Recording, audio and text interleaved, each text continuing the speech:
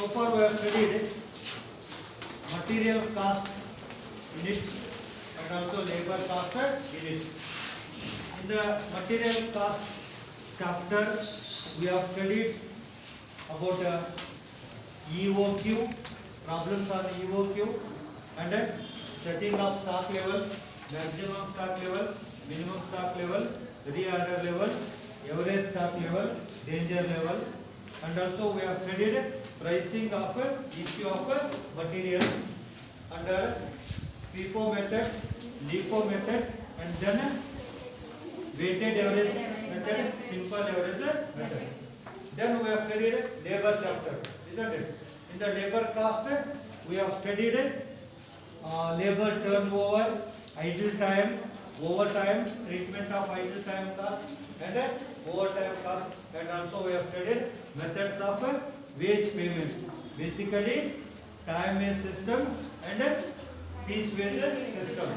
Again, we have studied differential piece rates, Merrick's differential piece rate, Taylor's differential piece rate. Problems on both Merrick's differential piece rate and Taylor's differential piece rate.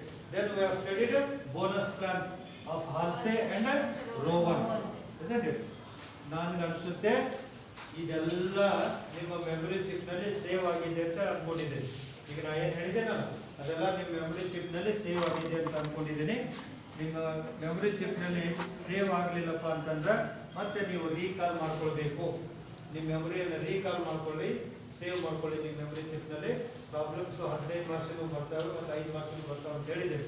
Then we shall go for the next unit, that is overheads. Overheads means total of indirect material, indirect labor and indirect expenses. In a nutshell, overhead means indirect expenses. In case of direct expenses are directly charged to a particular product or particular cost unit or cost center or department, whereas indirect expenses cannot be directly charged to a particular product. That indirect expenses or overhead requires allocation. It requires allocation. It requires apportion. ಅಂದ್ರೆ ಇಲ್ಲಿವರೆಗೂ ನಾವು material chapter ನೋಡಿದ್ದೇವೆ, labour chapter ನೋಡಿದ್ದೇವೆ. Material ನಲ್ಲಿ ಏನೇನು study ಮಾಡಿದ್ದೇವೆ ಅಂತ ನಿಮಗೆಲ್ಲ ಗೊತ್ತಿದೆ. ಲೇಬರ್ ಚಾಪ್ಟರ್ ನಲ್ಲಿ ಯಾವ ಮೆಥಡ್ಸ್ ನಾವು ಪ್ರಾಬ್ಲಮ್ ಮಾಡಿದ್ದೇವೆ ಅಂತ ಗೊತ್ತಿದೆ. ಈಗ ಓವರ್ ಹೆಡ್. ಹಾಗಾದ್ರೆ ನಾವು ಕಾಸ್ಟ್ ಶೀಟ್ ನೋಡಿದ್ದೇವೆ.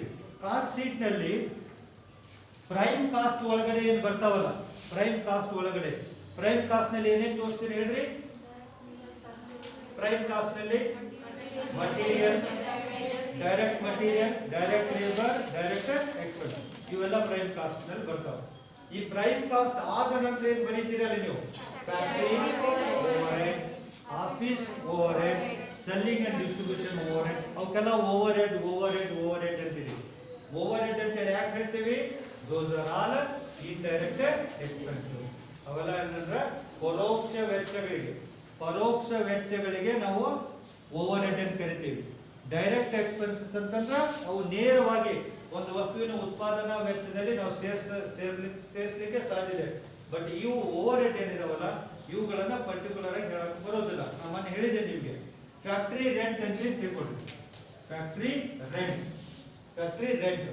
ಎಷ್ಟು? 50,000 ರೂಪಾಯಿ ಇದೆ. ಈ ಫ್ಯಾಕ್ಟರಿ ರೆಂಟ್ 50,000 ರೂಪಾಯಿ ಇದೆ. ನೀವು ಒಂದೇ ಆ ಫ್ಯಾಕ್ಟರಿನಲ್ಲಿ 3 ಪ್ರಾಡಕ್ಟ್ ಅನ್ನು ಉತ್ಪಾದನೆ ಮಾಡ್ತಾ ಇದ್ದೀರಿ. ನೀವು X, Y, Z 3 ಪ್ರಾಡಕ್ಟ್ ಅನ್ನು ಉತ್ಪಾದನೆ ಮಾಡ್ತಿದ್ದೀರಿ. ಎಲ್ಲೇ? ಫ್ಯಾಕ್ಟರಿ. ಇದು ಬಿಲ್ಡಿಂಗ್ ಅಂತ ತಿಳ್ಕೊಳ್ಳಿ. ಅದರಿಂದ this is the factory building. ಇಲ್ಲೇ ಮ್ಯಾನುಫ್ಯಾಕ್ಚರಿಂಗ್ ಮಾಡ್ತಾ ಇದೀವಿ, ಇಲ್ಲಿ ಉತ್ಪಾದನೆ ಮಾಡ್ತಾ ಇದೀವಿ. ಎಷ್ಟು ಪ್ರಾಡಕ್ಟ್ ಅನ್ನು ಇಲ್ಲಿ ಉತ್ಪಾದನೆ ಮಾಡ್ತಾ ಇದೀವಿ? 3 ಪ್ರಾಡಕ್ಟ್ ಅನ್ನು ಉತ್ಪಾದನೆ ಮಾಡ್ತಾ ಇದೀವಿ. ಈ ಬಿಲ್ಡಿಂಗಿಗೆ 50,000 ರೂಪಾಯಿ ರೆಂಟ್ ಕೊಡ್ತೀರಿ ನೀವು.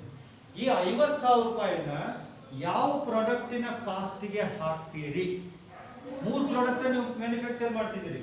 X, Y, Z 3 product manufacture ಮಾಡ್ತಾ ಇದ್ದೀರಿ ಆ ಫ್ಯಾಕ್ಟರಿನಲ್ಲಿ. ಆ ಫ್ಯಾಕ್ಟರಿ ರೆಂಟ್ ಎಷ್ಟಿದೆ? 50,000 ರೂಪಾಯಿ. ಈ 50,000 ರೂಪಾಯಿನ X ಪ್ರಾಡಕ್ಟ್ಗೆ ಖರ್ಚು ಹಾಕ್ತಿರೋ, X ಪ್ರಾಡಕ್ಟಿನ ಉತ್ಪಾದನೆ ವೆಚ್ಚಕ್ಕೆ ಸೇರಿಸ್ತಿರೋ, ಕಾಸ್ಟ್ ಶೀಟಿಗೆ ಸೇರಿಸ್ತಿರೋ, Y ಪ್ರಾಡಕ್ಟಿನ ಕಾಸ್ಟ್ ಶೀಟಿಗೆ ಸೇರಿಸ್ತಿರೋ ಅಥವಾ Z ಪ್ರಾಡಕ್ಟಿನ ಕಾಸ್ಟ್ ಶೀಟಿಗೆ ಸೇರಿಸ್ತಿರೋ? ಏನ್ ಮಾಡ್ತೀರಿ? ಎಕ್ಸ್ ವೈ ಜೆಡ್ ಮೂರಕ್ಕೂ ಸೇರಿಸ್ತೀರಿ, ಇನ್ನು ಯಾವ್ದಾದ್ರು ಒಂದಕ್ಕೆ ಸೇರಿಸ್ತೀರಿ. ಈಗ ಎಕ್ಸ್ ಪ್ರಾಡಕ್ಟ್, ಈಗ ಮಟೀರಿಯಲ್ ತೆಗೆದುಕೊಳ್ಳಿ, ಡೈರೆಕ್ಟ್ ಮಟೀರಿಯಲ್ ತಗೊಳ್ಳಿ. ಎಕ್ಸ್ ಪ್ರಾಡಕ್ಟ್ ಅನ್ನ ಮ್ಯಾನುಫ್ಯಾಕ್ಚರ್ ಮಾಡಲಿಕ್ಕೆ ಡೈರೆಕ್ಟ್ ಮಟೀರಿಯಲ್ 10 kg ಮಟೀರಿಯಲ್ ತಗೊಂಡಿದ್ರಿ. ಯಾವ ಪ್ರಾಡಕ್ಟ್ ಮ್ಯಾನುಫ್ಯಾಕ್ಚರ್ ಮಾಡಲಿಕ್ಕೆ? ಎಕ್ಸ್ ಪ್ರಾಡಕ್ಟ್ ಅನ್ನ ಮ್ಯಾನುಫ್ಯಾಕ್ಚರ್ ಮಾಡಲಿಕ್ಕೆ 10 kg ರಾ ಮಟೀರಿಯಲ್ ತಗೊಂಡಿದ್ರಿ. ಈ 10 kg ರಾ ಮಟೀರಿಯಲ್ ಕಾಸ್ಟ್ 10,000 ರೂಪಾಯಿ ತಿಳ್ಕೊಂಡ್ರಿ. 10,000 ರೂಪಾಯಿ. ಎಷ್ಟು ಕೆಜಿ? 10 kg raw material. ಯಾವ ಪ್ರಾಡಕ್ಟ್ ಮ್ಯಾನುಫ್ಯಾಕ್ಚರ್ ಮಾಡಲಿಕ್ಕೆ? ಎಕ್ಸ್ ಪ್ರಾಡಕ್ಟ್ ಅನ್ನು ಮ್ಯಾನುಫ್ಯಾಕ್ಚರ್ ಮಾಡಲಿಕ್ಕೆ. ಇದರ ಕಾಸ್ಟ್ ಎಷ್ಟು? 10,000. ಈ 10,000 ರೂಪಾಯಿ ಎಕ್ಸ್ ಪ್ರಾಡಕ್ಟಿನ ಕಾಸ್ಟ್ ಶೀಟಿಗೆ ಬರೀತಿರೋ, ವೈ ಪ್ರಾಡಕ್ಟಿನ ಕಾಸ್ಟ್ ಶೀಟಿಗೆ ಬರೀತಿರೋ ಅಥವಾ ಜೆಡ್ ಪ್ರಾಡಕ್ಟಿನ ಕಾಸ್ಟ್ ಶೀಟ್ ಎದಕ್ಕೆ ಬರೀತೀರಿ? ಎಕ್ಸ್ ವೈ ಜೆಡ್ ಎದಕ್ಕೆ ಬರೀತೀರಿ? ಏನು ಎಲ್ಲೂ ಬರೀಕಲ್ಲ, ನಾವೇ ಬರಕ್ಕೆ ಹೋಗ್ತಾರೆ. ಇದು ಎಕ್ಸ್ ಪ್ರಾಡಕ್ಟ್ ಮ್ಯಾನುಫ್ಯಾಕ್ಚರ್ ಮಾಡಲಿಕ್ಕೆ ಖರೀದಿ ಮಾಡಿದಿರಲ್ಲ ರಾ ಮಟೀರಿಯಲ್. ಹಾಗಾದ್ರೆ ಇದು ಯಾವ ಪ್ರಾಡಕ್ಟಿಗೆ ಕಾಸ್ಟ್ ಆಗ್ತದೆ? ಎಕ್ಸ್ ಪ್ರಾಡಕ್ಟಿಗೆ. ಇದನ್ನೇನಾದ್ರು 3 ಪ್ರಾಡಕ್ಟಿಗೆ ಹಂಚ್ತೀರಾ. ಮತ್ತೆ ಇದನ್ನ ಹೇಳಿದ್ರಿ ನೀವು ರೆಂಟ್ ಏನು ಹೇಳಿದ್ರಿ? 3 ಪ್ರಾಡಕ್ಟಿಗೂ ಹಂಚ್ತೀವಿ ಅಂತಂದ್ರಿ. ಇದು ಕಾಸ್ಟ್. ಈಗ ಉದಾಹರಣೆಗೆ ನೀವು ಒಂದು ಬಿಲ್ಡಿಂಗ್ ನಲ್ಲಿ, ರೆಂಟೆಡ್ ಬಿಲ್ಡಿಂಗ್ ನಲ್ಲಿ 3 ಜನ ಕೂಡ ಒಂದು ರೂಮ್ ಮಾಡಿದ್ದೀರಿ. 3 ಜನ ಕೂಡ ಒಂದು ರೂಮ್ ಮಾಡಿದ್ದೀರಿ. 3 ಜನ ಸೇರಿ 10,000 ರೂಪಾಯಿ ಕೊಡ್ತಾ ಇದ್ದೀರಿ ನೀವು. ಈ 10,000 ರೂಪಾಯಿನ 3 ಜನರಲ್ಲಿ ಯಾರಾದ್ರೂ ಒಬ್ರು ಕೊಡ್ತೀರಾ? ಒಬ್ರು ಕೊಡ್ತೀರಾ? ಏನ್ ಮಾಡ್ತೀರಿ? ಶೇರ್ ಮಾಡ್ತೀರಿ. ಹೌದಲ್ರಿ? ಈಗ ಅದಾಯ್ತಾ? ಈಗ 3 ಜನರ ರೂಮ್ ಮಾಡ್ಕೊಂಡಿದ್ದೀರಿ. ಪರ್ಸನಲ್ ನಿಮ್ಮ ರೆಫರೆನ್ಸ್ ಗೆ ಅಂತ ಹೇಳಿ ಒಂದು ಬುಕ್ ಖರೀದಿ ಮಾಡಿದ್ರಿ. ಒಬ್ರು ಯಾರೋ ಖರೀದಿ ಮಾಡ್ತಾರೆ, ಎಕ್ಸ್ ಬುಕ್ ಖರೀದಿ ಮಾಡಿದ್ದಾರೆ. ಇದಕ್ಕೆ ಅವ್ರ ರೆಫರೆನ್ಸ್ ಗೆ ಅಂತ ಹೇಳಿ. ಹಾಗಾದ್ರೆ ಈ 10,000 ರೂಪಾಯಿನ 3 ಜನ ಹಂಚ್ಕೊಳ್ತೀರಿ. ಇಷ್ಟೇ ಡೈರೆಕ್ಟ್ ಎಕ್ಸ್ಪೆನ್ಸಸ್ ಮತ್ತೆ ಇಂಡೈರೆಕ್ಟ್. ಈಗ ಒಂದ ಬುಕ್ ಅನ್ನ ನೀವು ಖರೀದಿ ಮಾಡಿದ್ದನ್ನ ನಿಮಗೆ ಬೇಕಂತೇಳಿ ನೀವು ಖರೀದಿ ಮಾಡಿದ್ರೆ ಇದರ ಕಾಸ್ಟ್ ಅನ್ನ 3 ಜನ ಹಂಚ್ಕೊಳಂಗ ನೀವು. ಆದ್ರೆ ರೆಂಟ್ ಆಫ್ ದ ರೂಮ್ 3 ಜನ ಹಂಚ್ಕೊಳ್ತೀರಿ. ಬುಕ್ಕಿಂದ ಯಾಕೆ ಹಂಚ್ಕೊಳಂಗಲ್ಲ? ನೇರವಾಗಿ ನಿಮ್ಗೆ ತಗೊಂಡಿರೋದು, ಅದು ನಿಮ್ಗೋಸ್ಕರ ತಗೊಂಡಿರೋದು. ಹಾಗೆ ಎಕ್ಸ್ ಗೋಸ್ಕರ ನೇರವಾಗಿ ಎಕ್ಸ್ಪೆನ್ಸಸ್ ಮಾಡಿದ್ರೆ ಅದು ಎಕ್ಸ್ ಗೆ ತಗೋಬೇಕು. ಆದ್ರೆ ಇಲ್ಲಿ ಇಂಡೈರೆಕ್ಟ್ ಕಾಸ್ಟ್ ಇದು. ಇದೇ ಫ್ಯಾಕ್ಟರಿನ 3-4 ಜನ ಯೂಸ್ ಮಾಡ್ತಿದ್ದಾರೆ, 3-4 ಪ್ರಾಡಕ್ಟ್ ತಯಾರು ಮಾಡ್ತಿದ್ದಾರೆ. 3 ಪ್ರಾಡಕ್ಟ್ಗೂ ಇದನ್ನ ಹಂಚಬೇಕಾಗ್ತೈತಿ. So this is as a overhead. ಹಾಗಾದ್ರೆ ಓವರ್ ಹೆಡ್ ಅಂದ್ರೆ ಏನ್ ಹೇಳ್ರಿ? It is the indirect expense, total of indirect material, indirect labor and indirect expenses. Then classification of overhead. Overhead ಅನ್ನು classification ಮಾಡ್ತಾರೆ on the basis of function ಕಾರ್ಯಗಳ ಆಧಾರದ ಮೇಲೆ ಅವುಗಳನ್ನು ಕ್ಲಾಸಿಫೈ ಮಾಡ್ತಾರೆ. ಎಲಿಮೆಂಟ್ಸ್ ಆಧಾರದ ಮೇಲೆ ಅವುಗಳನ್ನು ಕ್ಲಾಸಿಫೈ ಮಾಡ್ತಾರೆ. ಬಿಹೇವಿಯರ್ ಆಧಾರದ ಮೇಲೆ ಕ್ಲಾಸಿಫೈ ಮಾಡ್ತಾರೆ. ಯಾವ ಮೇಲೆ ಹೇಳ್ರಿ? ಫಂಕ್ಷನಲ್ ಆಧಾರದ ಮೇಲೆ. Function on the basis of functions, ಕಾರ್ಯಗಳ ಆಧಾರದ ಮೇಲೆ. on the basis of elements. Next to behavior, on the basis of behavior. ಹಾಗಾದ್ರೆ ಫಂಕ್ಷನಲ್ ಕ್ಲಾಸಿಫಿಕೇಶನ್ ಅಂತಂದ್ರೆ factory overhead or production overhead, administration overhead, selling and distribution overhead. ಇದು production overhead. Then office and administration overhead, selling and distribution overhead. ಇದು functional. ನೀವು ಮಾರಾಟ ಮಾಡೋದಕ್ಕೆ ಪರೋಕ್ಷ ವೆಚ್ಚ ಮಾಡಿದ್ರೆ ಅದು ಸೆಲ್ಲಿಂಗ್ ಅಂಡ್ ಡಿಸ್ಟ್ರಿಬ್ಯೂಷನ್ ಓವರ್ಹೆಡ್ ನಲ್ಲಿ ಬರ್ತದೆ. ನೀವು ಕಾಸ್ಟ್ ಶೀಟ್ ನಲ್ಲಿ ಬರ್ದಿದ್ದೀರಿ, ಕಾಸ್ಟ್ ಶೀಟ್ ನೆನಪೈತಿ ನಿಮ್ಗೆ. ಪ್ರೊಡಕ್ಷನ್ ಓವರ್ಹೆಡ್ ಅಂದ್ರೆ ಫ್ಯಾಕ್ಟರಿ ಓವರ್ಹೆಡ್ ಇದೆ. ಫ್ಯಾಕ್ಟರಿ ಓವರ್ಹೆಡ್ ನಲ್ಲಿ ಏನೇನು ತೋರಿಸ್ತೀರಿ? ಫ್ಯಾಕ್ಟರಿ ಓವರ್ಹೆಡ್ ನಲ್ಲಿ ಏನೇನು ತೋರಿಸ್ತೀರಿ? Factory rent, factory lighting, indirect material, indirect labour ಅಲ್ವಾ, drawing, office salary, depreciation and plant and machinery, ಇವೆಲ್ಲ ಎಲ್ಲಿ ತೋರಿಸ್ತೀರಿ? ಯಾಕೆ ಹೇಳ್ರಿ? ಫ್ಯಾಕ್ಟರಿಗೆ ಸಂಬಂಧಪಟ್ಟಿದ್ದು, ಪ್ರೊಡಕ್ಷನ್ಗೆ ಸಂಬಂಧಪಟ್ಟಿದ್ದು. Salary of general manager, office. ಹೌದಲ್ರಿ? Furniture, depreciation and furniture, office. ಯಾಕೆ ಹೇಳ್ರಿ? ಅವೆಲ್ಲ ಆಫೀಸ್ ನಲ್ಲಿ ಯೂಸ್ ಮಾಡಿದ್ರು, ಆಫೀಸ್ ಎಕ್ಸ್ಪೆನ್ಸಸ್ ಅಂತ ಹೇಳಿ. Then salesman salary, advertisement, selling. Functions ಆಧಾರದ ಮೇಲೆ production overhead, office and administration overhead and distribution overhead. Element ನಲ್ಲಿ indirect material, indirect labour and indirect expenses element wise. Then behaviour ಅಂದ್ರೆ ಸ್ವಭಾವ ಅಲ್ವಾ? ಸ್ವಭಾವದ ಆಧಾರದ ಮೇಲೆ, ಆ ಎಕ್ಸ್ಪೆನ್ಸಸ್ ಗಳ ಸ್ವಭಾವದ ಆಧಾರದ ಮೇಲೆ ಏನು ಮಾಡ್ತೀವಿ ಅಂತಂದ್ರೆ ಫಿಕ್ಸ್ಡ್ ಓವರ್ ಹೆಡ್ ಅಂದ್ರೆ variable overhead. Fixed overhead and variable overhead ಅಂತ ಏನಂತ ಕ್ಲಾಸಿಫೈ ಮಾಡ್ತೀವಿ. Fixed overhead means it remains fixed, ಅದು ಫಿಕ್ಸ್ಡ್ ಆಗಿರುತ್ತೆ, ಚೇಂಜ್ ಆಗೋದಿಲ್ಲ. ರೆಂಟ್ ಅಂತ ಹೇಳಿದಲ್ಲ, rent of the factory building, insurance ಇವೆಲ್ಲ fixed. Then variable overhead ಅಂತಂದ್ರೆ they change according to changes in the output or according to changes in the sales. ಮಾರಾಟಕ್ಕೆ ಅನುಗುಣವಾಗಿ, ಉತ್ಪಾದನೆ ಅನುಗುಣವಾಗಿ ಬದಲಾವಣೆ ಆಗ್ತಕ್ಕಂಥ ಪರೋಕ್ಷ ವೆಚ್ಚಗಳಿಗೆ ನಾವೇನು ಕರಿತೀವಿ ವೇರಿಯಬಲ್. ವೇರಿಯಬಲ್ ಅಂದ್ರೆ ಇಲ್ಲಿ ಬದಲಾವಣೆ ಆಗ್ತಕ್ಕಂಥ. ಫಿಕ್ಸ್ಡ್ ಅಂತಂದ್ರೆ ಬದಲಾವಣೆ ಆಗೋದಲ್ಲ, ಇಟ್ ರಿಮೇನ್ಸ್ ಫಿಕ್ಸ್ಡ್. ಈ ಫ್ಯಾಕ್ಟರಿ ರೆಂಟ್ ಅಂತ ಕೊಡ್ರಿ, 50,000 ರೂಪಾಯಿ ರೆಂಟ್ ಇದೆ. Whether you manufacture or not, you have to pay what rent. Fixed ಹೌದಲ್ಲ. ನೀವು ಮ್ಯಾನುಫ್ಯಾಕ್ಚರ್ ಮಾಡದೇ ಇರಲಿ, ನೀವು ರೂಮ್ನಾಗ ಇರಲಿ ಒಂದು ತಿಂಗಳು ನೀವು ಊರಿಗೆ ಹೋಗಿದ್ರಿ ಅಂತ ತಿಳ್ಕೊಳ್ರಿ, ಕಾಲೇಜ್ ರಜಾ ಇದೆ ಅಂತೇಳಿ ಅಲ್ವಾ, ಲಾಕ್ಡೌನ್ ಊರಿಗೆ ಹೋಗಿದ್ರಿ ಅಂತ ತಿಳ್ಕೊಳ್ರಿ, ಬಾಡಿಗೆ ಕೊಟ್ಟಿವೇ ಇಲ್ಲೋ, ಕೊಡ್ಬೇಕೇ ಇಲ್ಲೋ. ನಾವು ಒಂದು ತಿಂಗಳು ಊರಾಗ ಇದ್ದಿದ್ದೆಲ್ಲ ಬಾಡಿಗೆ ಕೊಡೋದಿಲ್ಲ ಅಂತ ಹೇಳ್ತೀರಿ ಓನರ್ಗೆ. ಫಿಕ್ಸ್ಡ್ ಅದು. Whether you manufacture or not, you have to incur.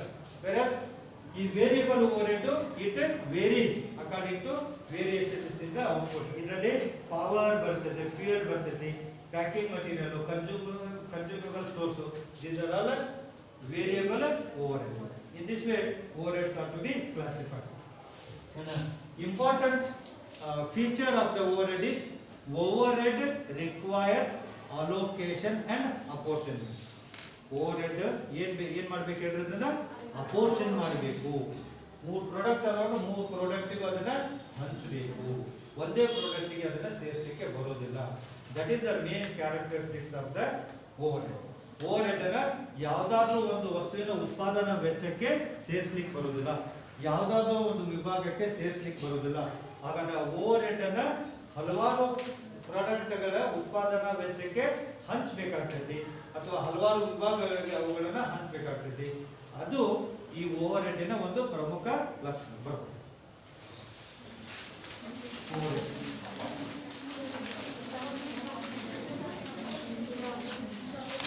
ಬಿಟ್ಟು ಒಂದೊಂದು ಪೇಜ್ ಬಿಡ್ರಿ, ಏನು ಪ್ರಾಬ್ಲಮ್ ನ್ಯಾಷನಲ್ ಪ್ರಾಬ್ಲಮ್ ಬರ್ಕೊಡ್ರಿ, ಬೇರೆ ಕಡೆ ಬರ್ಕೊಡ್ರಿ, ಅದಕ್ಕೆ ಜಾಗ ಬಿಡ್ರಿ. ಆ ಪ್ರಾಬ್ಲಮ್ ಮಾಡಿದಾಗ ಒಂದು ಪೇಜ್ ಬಿಡ್ರಿ, ಒಂದು ಪೇಜ್ ಬಿಟ್ಟು ಬರ್ಕೊಡ್ರಿ.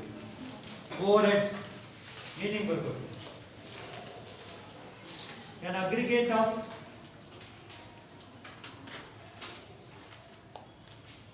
indirect material, indirect wages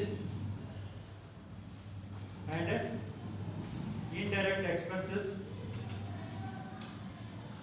is called overhead.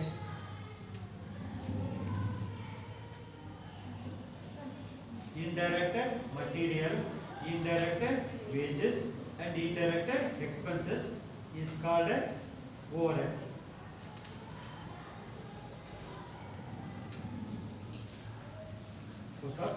Overheads cannot be charged to, overhead cannot be charged to particular product,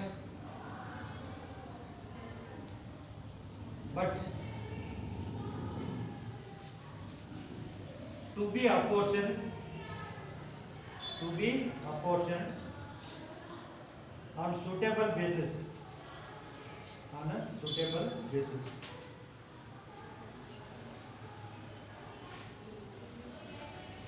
Suitable basis.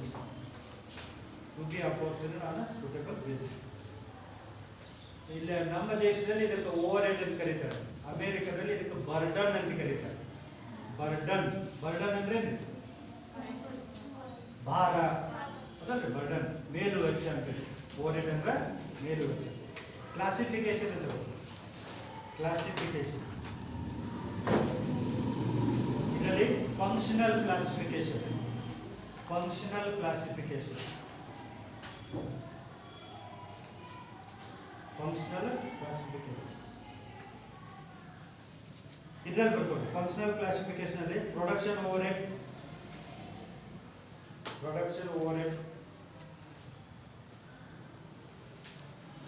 then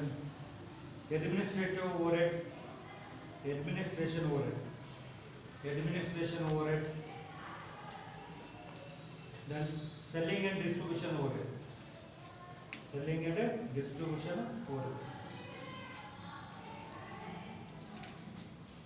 ಇವಕ್ಕೆಲ್ಲ ಕಾಸ್ಟ್ ಶೀಟ್ ನೋಡ್ಕೊಂಬೇಡ್ರಿ ನೀವು example selling and distribution overhead. Next, element wise classification.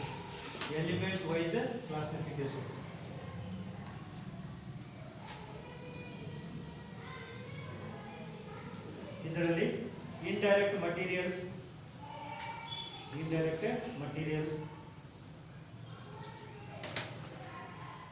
ನೀವು ಬೇಕಂದ್ರೆ example ಕೊಡ್ಬೋದು. indirect material cotton waste, consumable oil, repairs and maintenance, etc. Next, indirect labor.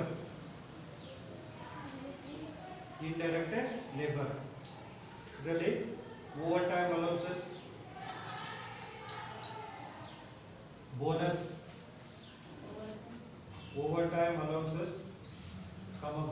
etc. Then indirect expenses. Example ಬರ್ಕೊಡ್ರಿ. Canteen expenses, depreciation, insurance, etc. Next, according to behavior, classification according to behavior.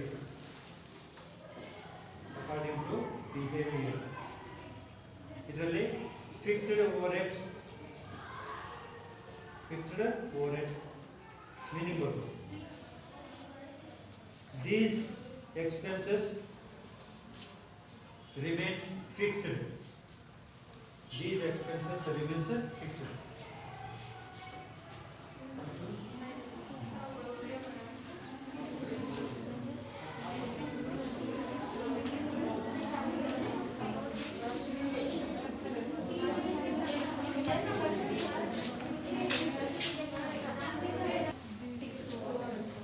Fixed overhead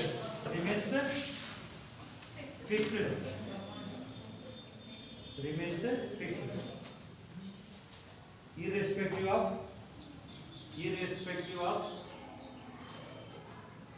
volume of output.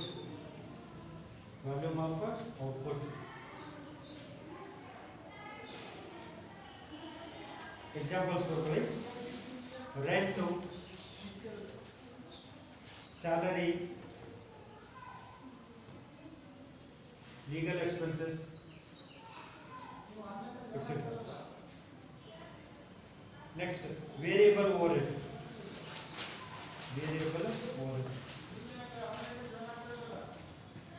These expenses will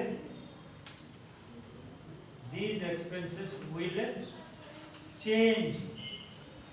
Variable will change according to the production.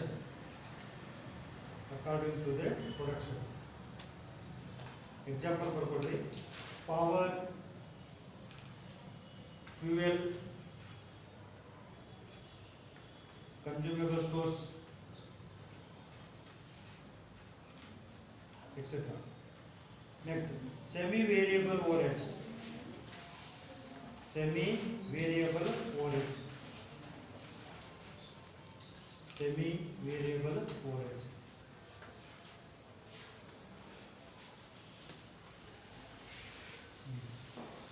These overhead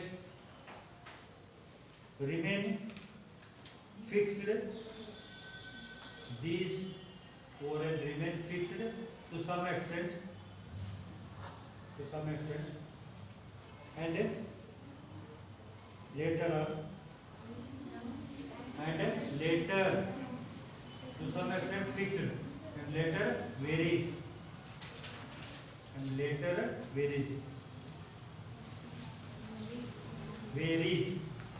here ಅಂದ್ರೆ ಸ್ವಲ್ಪ ಮಟ್ಟಿಗೆ ಅದು fixed ಆಗಿರುತ್ತೆ ಆನಂತರ ಅದೇನಾಗುತ್ತೆ variable ಆಗಿರುತ್ತೆ ಈಗ electricity to some unit ಇಷ್ಟು ಯೂನಿಟ್ ಕನ್ಸಂಪ್ಷನ್ ಮಾಡ್ತೀರಾ ಅಲ್ಲಿವರೆಗೂ ಫಿಕ್ಸ್ಡ್ ಇರುತ್ತೆ ರೇಟ್ ಅದಕ್ಕಿಂತ ಹೆಚ್ಚಿಗೆ ಕನ್ಸಂಪ್ಷನ್ ಮಾಡ್ತೀರಾ ರೇಟ್ ಏನಾಗುತ್ತೆ ಚೇಂಜ್ ಆಗುತ್ತೆ next allocation of overhead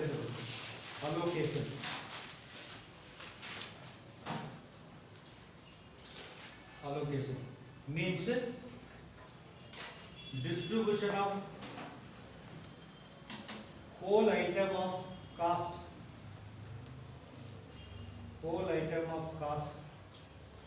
to cost centers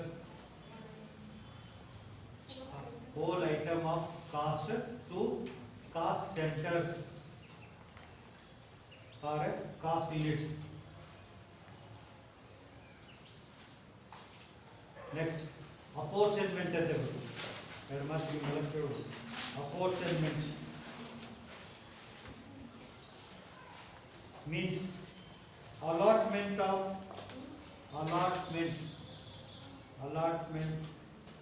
ಅಥವಾ distribution or allotment of expenses to various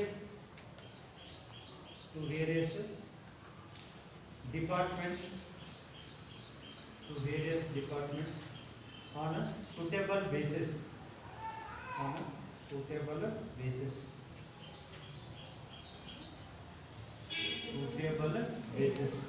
Next heading, basis of apportionment.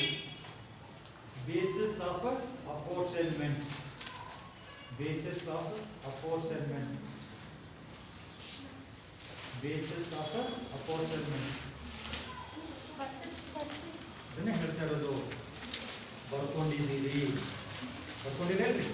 Basis of apportionment ಇಲ್ಲಿ ಎರಡು ಹೆಡ್ಡಿಂಗ್ ಮಾಡಿ ಹೇಳಿ ಒಂದು ಓವರ್ ಹೆಡ್ ಇನ್ನೊಂದು ಬೇಸಿಸ್ ಅಪೋರ್ಷನ್ಮೆಂಟ್ ಈಗ ನಾನು ಎಕ್ಸಾಂಪಲ್ ಹೇಳಿದೆ ನಾನು ರೆಂಟ್ 50,000 ರೂಪಾಯಿ ಕೊಡ್ತೀರಿ ನೀವು ಹೇಳಿದ್ರಿ 3 ಪ್ರಾಡಕ್ಟ್ ಅನ್ನ ಮ್ಯಾನುಫ್ಯಾಕ್ಚರ್ ಮಾಡಿದ್ದಾರೆ ಅಂತಂದ್ರೆ ಇದನ್ನ 3 ಪ್ರಾಡಕ್ಟ್ ನ ಉತ್ಪಾದನಾ ವೆಚ್ಚಕ್ಕೆ ಸೇರಿಸ್ತೇವೆ ಅಂತ ಹೇಳಿದ್ರಿ ನೀವು ರೆಂಟ್ ಅನ್ನ 3 ಪ್ರಾಡಕ್ಟ್ ಗೆ ಹಾಕ್ತೇವೆ ಅಂತ ಹೇಳಿ 3 ಜನ ಕೂಡಿ ಒಂದು ರೂಮ್ ಮಾಡಿದ್ದೀರಿ ಅಂತಂದ್ರೆ 3 ಜನ ಸೇರಿ ರೆಂಟ್ ಅನ್ನ ಕೊಡ್ತಾ ಇದ್ದೀರಿ ಅಂತಂದ್ರೆ ಈ 3 ಜನ ರೆಂಟ್ ಅನ್ನ ಹಂಚ್ಕೊಳ್ತೀರಾ ನೀವು ಹಂಚ್ಕೊಳ್ತೀರೋ ಯಾವ ಆಧಾರದ ಮೇಲೆ ಹಂಚ್ಕೊಳ್ತೀರಿ ಹೆಂಗ್ ಹಂಚ್ಕೊಳ್ತೀರಿ 3 ಜನ ಕೂಡಿ ಒಂದು ರೂಮ್ ರೆಂಟ್ ಮಾಡಿದ್ದೀರಿ ರೆಂಟ್ ಕೊಡ್ತಾ ಇದ್ದೀರಿ ಅದಕ್ಕೆ 3 ಜನ ಕೂಡಿ ರೆಂಟ್ ಕೊಡ್ತಾ ಇದ್ದೀರಿ 10,000 ತಗೊಂಡ್ರೆ 50,000 ತಗೊಂಡ್ರಿ ಈ 50,000 ರೂಪಾಯಿ ಯಾರಾದ್ರೂ ಒಬ್ಬರು ಕೊಡ್ತೀರಾ ಇಲ್ಲ ಅಂತ ಹೇಳಿದ್ರಿ ಇದಂತೂ ಕ್ಲಿಯರ್ ಒಬ್ಬರಂತೂ ಕೊಡಕ್ಕಾಗಲ್ಲ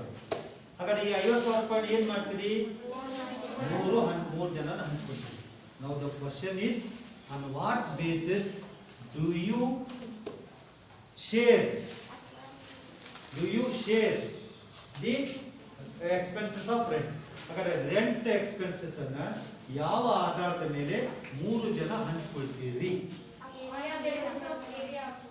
ಅಗಲ ಬರ್ಸಿದ್ದೀನಿ ಹೌದಲ್ರಿ ಸರಿ ಏರಿಯಾ ಆಕ್ಯುಪೈಡ್ ಮೇಲೆ ಹಂಚ್ಕೊಂತೀರಿ ಇದು ಪ್ರಾಬ್ಲಮ್ ಅದಕ್ಕೆ ಅಲ್ಲಿ ಬೇಸಿಸ್ ಕೊಟ್ಟಿದ್ದಾರೆ ಯಾವ ಎಕ್ಸ್ಪೆನ್ಸಸ್ ಅನ್ನ ಯಾವ ಬೇಸಿಸ್ ಮೇಲೆ ಹಂಚ್ಕೊಳ್ಬೇಕು ಅನ್ನೋದು ಬೇಸಿಸ್ ಕೊಟ್ಟಿದ್ದಾರೆ ಹೌದಲ್ರಿ ಆ ಬೇಸಿಸ್ ಮೇಲೆ ನಾವೇನ್ ಮಾಡ್ಕೊಳ್ಬೇಕು ಹಂಚ್ಕೊಳ್ಬೇಕು ರೆಂಟ್ ಅನ್ನ ಏರಿಯಾ ಆಕ್ಯುಪೈಡ್ ಮಾಡಿದ ಮೇಲೆ ಹಂಚ್ಕೊಳ್ಬೇಕು ಅಲ್ವಾ ಈಗ ಬಹಳ ರೂಮ್ ಇದೆ ಅಂತ ದೊಡ್ಡ ಈಗ ರೂಮ್ ಇದೆ ಅಂತ ಏರಿಯಾ ಆಕ್ಯುಪೈಡ್ ಅಂದ್ರೆ ಏನಂತ ಗೊತ್ತಾಗುತ್ತೆ 3 ಜನ ಅದರಿ ಅಲ್ವಾ 3 ಜನ ಅದರಿ ರೂಮ್ 3 ಜನ ಅದರಿ ಒಬ್ಬಳು ಏನ್ ಮಾಡಿದಾಳೆ ಅಂದ್ರೆ ಇಷ್ಟ ಭಾಗದಾಗ ಅದಾಳೆ ಆಕೆ ನೋಟ್ಬುಕ್ ಆಕೆ ಬ್ಯಾಗ್ ಗಿಡ್ ಎಲ್ಲ ಇಷ್ಟ ಭಾಗದಾಗ ಅದಾಳೆ ಇನ್ನೊಬ್ಬಳ ಇದಕ್ಕಿಂತ ಡಬಲ್ ಜಾಗದಾಗ ಅದಾಳೆ ಆಕೆ ಡಬಲ್ ಜಾಗ ತಗೊಂಡಿದ್ದಾಳೆ ಇನ್ನೊಬ್ಬಳು ಆಕೆನೂ ಮೊದಲೇದು ಎಷ್ಟಿದ್ದಾರೆ ಅಷ್ಟೇ ಇದ್ದಾರೆ ಒಬ್ಬಳು ಜಾಸ್ತಿ ಜಾಗ ಯೂಸ್ ಮಾಡ್ತಿದ್ದಾರೆ ಆ ರೂಮ್ನಲ್ಲಿ ಇನ್ನಿಬ್ರು ಈಕ್ವಲ್ ಆಗಿ ಅವರವರು ತಗೊಂಡಿದ್ದಾರೆ ಇದ್ರಾಗ 3 ಪಾರ್ಟ್ ಮಾಡ್ತೀವಿ ಅಂತ ಸರಿನಾ ಈಗ ಒಂದು ರೂಮ್ ಅಂತ ತಗೊಳ್ಳಿ ಇದು ಒಂದು ರೂಮ್ ಒಬ್ಬಳು ಇಷ್ಟ ಪ್ಲೇಸ್ನೊಳಗ ಅದ ಏರಿಯಾ ಇನ್ನೊಬ್ಳು ಏನ್ ಮಾಡಿದಾಳ ಅಂದ್ರೆ ಇಷ್ಟು ಪ್ಲೇಸ್ನಾಗ ಅದ ಏರಿಯಾ ಇವಳು ಇಷ್ಟ ಪ್ಲೇಸ್ನೊಳಗ ತನ್ನ ಬುಕ್ಕು ಬ್ಯಾಗು ಬೆಡ್ ಎಲ್ಲ ಇಟ್ಕೊಂಡಿದ್ದಾಳೆ. ಇವಳು ಇಷ್ಟು ರೂಮ್ನಾಗ ಇಟ್ಕೊಂಡಿದ್ದಾಳೆ ಬ್ಯಾಗು ಬೆಡ್ ಗಿಡ್. ಇಲ್ಲಿ ಯಾರಿಗೂ ಬರಕ ಕೊಡಲ್ಲ ಈಗ ಇನ್ನೊಂದು ಜಾಗ ಅಂತೇಳಿ. ಇವಳು ಇಷ್ಟು ಜಾಗ ಹೌದಾ. ಈಗ ಮೂರು ಜನ 50,000 ರೂಪಾಯಿ ರೆಂಟ್ ಕೊಡ್ತಿದ್ರಿ ಅಂತ ಕೊಡ್ರಿ, ಅಥವಾ 30,000 ರೂಪಾಯಿ ರೆಂಟ್ ಕೊಡ್ತಿದ್ರಿ ಅಂತ ಕೊಡ್ರಿ. 10,000 ಕೊಟ್ಟು ಬಿಡ್ತೀರಿ ಮೂರು ಜನ. ಏನ್ ಮಾಡಿ ಇವ್ರಿಬ್ರು 10,000 ರೆಡಿ ಆಗ್ತಾರ. ಏನಂತಾರ, ಆ ರೂಮ್ನಾಗ ಅರ್ಧ ಜಾಗ ನೀನ ತಗೊಂಡಿದಿ, ರೂಮ್ನಾಗ ಅರ್ಧ ಜಾಗದಾಗ ನಿನ್ವ ಬುಕ್ ಅದಾವು, ನಿನ್ವ ಮಟೀರಿಯಲ್ ಅದಾವ, ನಿನ್ ಬ್ಯಾಗ್ ಐತಿ, ನಿನ್ ಬೆಡ್ ಅದ. ನಾವು ನೋಡಿದ್ರೆ ಒಂದು ನೀಟ್ರಾಗ ಅದೇವಿ, ನೀ ಹೆಚ್ಚಿಗೆ ಜಾಗ ಯೂಸ್ ಮಾಡಿದ್ರಿ, ನೀ ಹೆಚ್ಚಿಗೆ ಕೊಡೋ ಅಂತ ಹೇಳ್ತೀವಿ ಅಂತೀರಲ್ಲ. ಇದು ಏರಿಯಾ ಆಕ್ಯುಪೈಡ್ ಮಾಡಿ. ಅದು ಬೇಡ, ಟ್ಯಾಕ್ಸ್ ಕೊಡ್ತಾರೆ. ಈಗ ಮುನ್ಸಿಪಾಲಿಟಿ ಸಂತಿ ಮಾಡ್ತಿರ್ತಾರಲ್ರಿ, ಅವರೆಲ್ಲ ಮುನ್ಸಿಪಾಲಿಟಿಗೆ ಟ್ಯಾಕ್ಸ್ ಕೊಡ್ತಿರ್ತಾರೆ. ಯಾರೋ ಒಬ್ರು ಬಂದು ಕೊಟ್ಟು ಚೀಟಿ ಕೊಟ್ಟು ಹೋಗ್ತಾರಲ್ರಿ, ಅವ್ರಿಗೆ ಟ್ಯಾಕ್ಸ್ ಯಾವ್ದು ಆಧಾರ ಮೇಲೆ ಕೊಡ್ತಾರೆ? ಅದು ಬೇಡ. ಚೌಡೇಶ್ವರಿ ಜಾತ್ರೆ ನೋಡ್ತೀರಲ್ರಿ, ಚೌಡೇಶ್ವರಿ ಜಾತ್ರೆಗಲ್ಲೆಲ್ಲ ಸ್ಟಾಲ್ಸ್ ಎಲ್ಲ ಏನಾಗ್ತಾವ್ರಿ, ಹರಾಜ್ ಆಗ್ತಾವಲ್ರಿ. ಸ್ಟಾಲ್ ಅನ್ನ ಜಾಗ ಕೊಡೋದು ಹರಾಜ್ ಮಾಡ್ತಾರಲ್ರಿ. ಹಾಗಾದ್ರೆ ಎಲ್ಲಾ ಜಾಗಕ್ಕೂ ಒಂದೇ ರೇಟ್ ಕೊಡ್ತಾರೆ. ಯಾರು ಜಾಗ ಜಾಸ್ತಿ ತಗೊಂಡಿದಾರೋ ಅವ್ರು ಜಾಸ್ತಿ ಕೊಡ್ಬೇಕು ರೆಂಟ್ ಅಲ್ಲಿ, ಯಾರು ಕಡಿಮೆ ಜಾಗ ತಗೊಂಡಿದಾರೋ ಅವ್ರು ಕಡಿಮೆ ಕೊಡ್ಬೇಕು. ಹಾಗಾದ್ರೆ ರೆಂಟ್ ಅನ್ನ ಯಾವ ಬೇಸಿಸ್ ಮೇಲೆ ಅನ್ಸ್ತೀವಿ? ಏರಿಯಾ ಆಕ್ಯುಪೈಡ್ ಮಾಡಿದ್ರೆ ಅನ್ಸ್ತೀವಿ. Then salary, number of staff, canteen expenses, number of employees ಅಥವಾ number of staff. Depreciation, value of asset.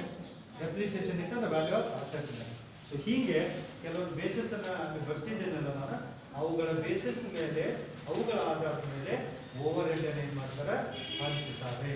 That is called of the apportionment of over. ಸರಿನಾ? ಯಾವ ಬೇಸಿಸ್ ಅನ್ನೋದು ನಿಮ್ಗೆ ಬರ್ಸಿದ್ದೀನಿ, ಬೇಸಿಸ್ ಅನ್ನು ನೋಡ್ಕೊಳ್ತೀರಿ. ಈಗ ನಾವೇನ್ ಮಾಡ್ಬೇಕಂತಂದ್ರೆ ಪ್ರಾಬ್ಲಮ್ನು ಒಂದು ಬರ್ಕೊಂಡಿದ್ದೀವಿ. ಆ ಪ್ರಾಬ್ಲಮ್ ಅನ್ನ ಸಾಲ್ವ್ ಮಾಡಬೇಕು ಅಂದ್ರೆ basis of allocation, primary distribution ಸಬ್ರಿ ಅಂತ ಕರೀತಾರೆ. ಬರೀ ಈಗ ಪ್ರೈಮರಿ ಡಿಸ್ಟ್ರಿಬ್ಯೂಷನ್ ಸಬ್ರಿ ಅಷ್ಟೇ ನೋಡೋಣ, ನೆಕ್ಸ್ಟ್ ಸೆಕೆಂಡರಿ ಡಿಸ್ಟ್ರಿಬ್ಯೂಷನ್ ನೋಡೋಣ. ಹಾಗಾದ್ರೆ ಪ್ರೈಮರಿ ಡಿಸ್ಟ್ರಿಬ್ಯೂಷನ್ ಅಂದ್ರೆ ಆಕ್ಚುअल ಇಕ್ವಿಟೇಬಲ್ ಬೇಸಿಸ್ ಅಲ್ಲಿ ಏನು ಕೊಟ್ಟಿರ್ತಾರಲ್ಲ ಆ ಬೇಸಿಸ್ ಮೇಲೆ ಹಂಚ್ಕೊಳ್ಳೋದು. ಪ್ರಾಬ್ಲಮ್ ಅನ್ನು ಹೇಳ್ತೀನಿ, but B perfect with the basis. ಇಲ್ಲಿ ಈಗ ನೀವೇನ್ ಮಾಡ್ಬೇಕಂತಂದ್ರೆ ಯಾವ ಎಕ್ಸ್ಪೆನ್ಸಸ್ ಅನ್ನ ಯಾವ ಬೇಸಿಸ್ ಮೇಲೆ ಹಾಕ್ತಾರ ಅನ್ನೋದು ಗೊತ್ತಾಗಬೇಕು. ಬರ್ಸಿದ್ದೇನೆ ಅದನ್ನ ಪರ್ಫೆಕ್ಟ್ ಮಾಡ್ಕೊಳ್ಳಿ. ನಾಳೆ ಪ್ರಾಬ್ಲಮ್ ಅನ್ನು ಮಾಡ್ತೀವಿ, ಅದೇ ಬೇಸಿಸ್ ಮೇಲೆ ಪ್ರಾಬ್ಲಮ್ ಅನ್ನು ಮಾಡೋದು. ನಿಮ್ಗೆ ಪ್ರಾಬ್ಲಮ್ ಬರ್ಸಿದೆ ನಾನು, ನೀವು ನೋಡಿದ್ರೆ ಗೊತ್ತಾಗ್ತದೆ. ಈಗ ಆ ಪ್ರಾಬ್ಲಮ್ ನಲ್ಲಿ ಮೇಲ್ಗಡೆ ಎಕ್ಸ್ಪೆನ್ಸಸ್ ಕೊಟ್ಟಾರಲ್ರಿ, ಮೇಲ್ಗಡೆ ಎಕ್ಸ್ಪೆನ್ಸಸ್ ಕೊಟ್ಟಾರ. ಇದೆ ನೋಡ್ರಿ, ರೆಂಟ್ ಇದೆ, ರಿಪೇರ್ಸ್ ಇದೆ, ಡೆಪ್ರಿಸಿಯೇಷನ್ ಇದೆ, ಲೈಟಿಂಗ್ ಇದೆ, ಸೂಪರ್ವಿಷನ್ ಇದೆ, ಇನ್ಶೂರೆನ್ಸ್ ಆಫ್ ಸ್ಟಾಕ್ ಇದೆ, ಎಂಪ್ಲಾಯೀಸ್ ಲಯಬಿಲಿಟಿ ಇನ್ಶೂರೆನ್ಸ್ ಇದೆ, ಪವರ್ ಅಂತ ಹೇಳಿದ, ಇವೆಲ್ಲ ಇದಾವ್ರಿ. ಸೊ ಈ ಎಕ್ಸ್ಪೆನ್ಸಸ್ ಅನ್ನ ಎಷ್ಟು ಡಿಪಾರ್ಟ್ಮೆಂಟ್ ಅದಾವ್ರಿ? P1, P2, P3, S 4 department ಅದಾವ್ರಿ. ಹಾಗಾದ್ರೆ ಇಲ್ಲೇ ಐತಲ್ರಿ ರೆಂಟ್, ಈ ರೆಂಟ್ ಅನ್ನ 4 ಡಿಪಾರ್ಟ್ಮೆಂಟ್ಗೂ ಹಂಚ್ಕೋಬೇಕು. ರೆಂಟ್ 2,000 ರೂಪಾಯಿ ಐತಲ್ರಿ, ಈ 4 ಡಿಪಾರ್ಟ್ಮೆಂಟ್ಗೆ ಯಾವ ಬೇಸಿಸ್ ಮೇಲೆ ಹಂಚಬೇಕು? ಕೆಳಗಡೆ ಕೊಟ್ಟಾರಲ್ರಿ, ಏರಿಯಾ ಸ್ಕ್ವೇರ್ ಫೀಟ್ ಅಂತ ಕೊಟ್ಟಾರಲ್ರಿ, ಅದನ್ನ ಸಿಂಪ್ಲಿಫೈ ಮಾಡಿ ರೇಷಿಯೋ ಕಂಡು ಹಿಡ್ಕೊಂಡು ಆ ರೇಷಿಯೋ ಆಧಾರದ ಮೇಲೆ ರೆಂಟ್ ಅನ್ನ ಹಂಚಬೇಕು. ಹಿಂಗ ಅವೆಲ್ಲ ಎಕ್ಸ್ಪೆನ್ಸಸ್ ಅನ್ನು ಹಂಚೋದ problem. That is primary distribution and summation. That we shall discuss in my next class. Have you followed? Theory. Overhead. What is overhead?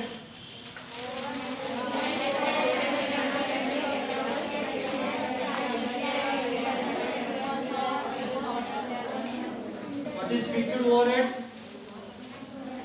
Fixed overhead.